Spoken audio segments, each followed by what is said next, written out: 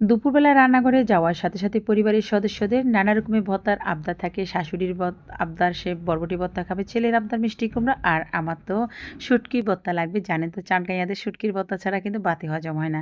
তার জন্য প্রথম আমি শুকনা মরিচ, কাঁচা মরিচ একটু চটকে নিয়েছি। আমি এগুলোকে সরিষার তেলে ভেজে নিয়েছি। তারপর ভাজা পেঁয়াজ, কাঁচা পেঁয়াজ, স্বাদ মতন লবণ, ধনেপাতা দিয়ে আবার কষলিয়ে নিয়েছি।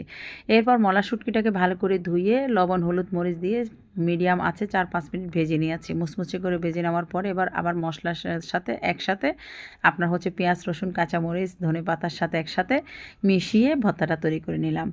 এখন চলে যাচ্ছে শাশুড়ির পছন্দের ভর্তা। সেম একইভাবে পেঁয়াজ, কাঁচামরিচ, শুকনা মরিচ, ভাজা পেঁয়াজ, ধনেপাতা, স্বাদ মতো লবণ দিয়ে একসাথে ভালো করে চটকে নিয়েছি। তারপর ভাতের সাথে 3-4টা বরবটি দিয়ে সিদ্ধ করে নিয়েছি। বাস তৈরি হয়ে গেল শাশুড়ির বরবটি ভর্তা। একটু কাঁচা সরিষার তেল দিয়ে জমিয়ে এই ভর্তাটা তৈরি করে গরম গরম ভাতের সাথে খেয়ে নিতে পারেন।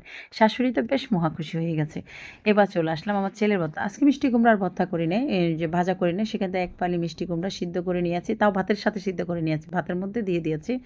এরপরে কাঁচামরিচ, শুকনা মরিচ, পেঁয়াজ, তারপর হচ্ছে ধনেপাতা একসাথে ভালো করে লবণ দিয়ে চটকে নিয়েছি। এরপর ঝাঁঝালো সরিষার তেল দিয়ে তৈরি করে নিলাম ছেলের পছন্দের মিষ্টি কুমড়া ভর্তা। আজকের ভর্তাগুলো কেমন হলো অবশ্যই